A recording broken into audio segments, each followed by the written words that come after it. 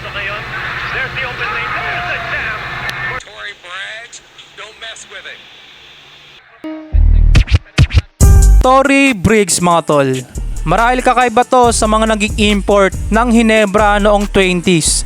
Dahil sa kanyang kwento at sa Hinebra at munti ka nang mapauwi sa bansa nila dahil sa alak. Sa dami ding nilaruan nitong bansa, ang ganda din naman pala ng kinantuan niya sa karera niya sa basketball. Si Tory Briggs ay tubong California, USA. 6'8" at undrafted sa NBA, nakika second round pick, 8th overall pick ng Utah Jazz. During college career niya ay nakapaglaro siya sa Xavier University mula 1996 to 1998. Halos desente yung mga numero na ibinigay niya doon sa team niya that time dahil nag-average siya doon ng 13.4 points, 2.5 assists at desenteng 7.8 rebounds per game. Gaya ng sabi ko, na-drop siya sa NBA sa team ng Utah Jazz at kung tatanungin niyo ako kung nakapaglaro siya doon ng rookie year niya sa Utah Jazz, hindi nga siya doon nakapaglaro dahil mas inunan niyang maglaro sa Spanish League sa Liga ACB sa team ng Alerta Cantabria.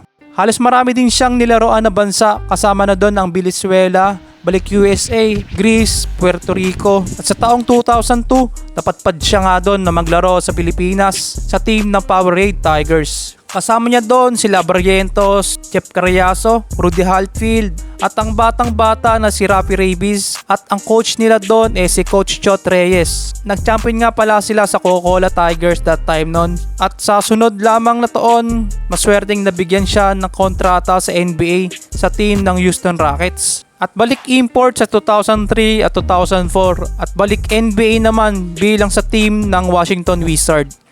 Hanap din yung karir netong si Briggs no. Nung akala niyang wala nang kukuha sa kanyang NBA team meron naman pala. Nag Houston Rockets pa at nag Washington Wizards pa to mga tol.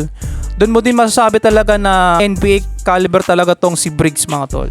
Sa buong paglalaro niya nga doon sa NBA, sa Houston Rockets at sa Wizards, nag-average nga siya doon ng 2.1 points per game. At sa taong 2004 naman, maswerteng napagbigyan ng pagkakataon si Tory Briggs mga tol. Maglalaro siya sa PBA bilang replacement import ng Barangay Hinebra. Makakasama niya doon ang prime na JJ Helterbrand at syempre ang prime din ni MC47 at ang nasa prime din noon na si Eric May. Slow start that time ang Barangay Hinebra bago pumasok si Briggs at nagtapos ang standing ng Hinebra sa 7-11.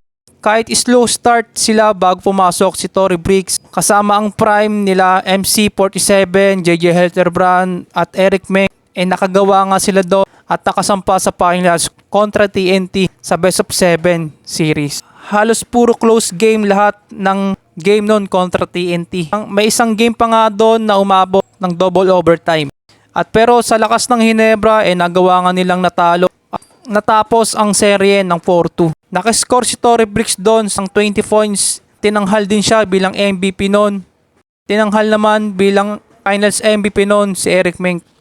Meron pa ngang sa article na hindi daw makakalimutan ni Romel Adukul tong import nila ni si Tory Briggs dahil lagi daw tong umiinom ng alak at bago pa lang ang elimination round lagi daw tong lasing si Tory Briggs. During practice game ng Hinebra pinapauwi na nga tong si Tory Briggs ni Coach Tankinsen dahil sa bisyo niya sa alak. At habang lasing na lasing siya doon, bigla na nga lang itong lumuhot at nagdasal sa kwento ni Romel Adukul. At ito pa nga yung mga ilang sinabi ni Romel Adukul sa import ng Barangay Hinebra ni si Tory Briggs. Grabe din yung mga naging karera ni Tory Briggs mga tol no. Imagine nyo, naging Greek All-Star noong 2004, 2-time CBA All-Star, Latvian League Champion, Venezuela League MVP at syempre PBA Champion sa taong 2004.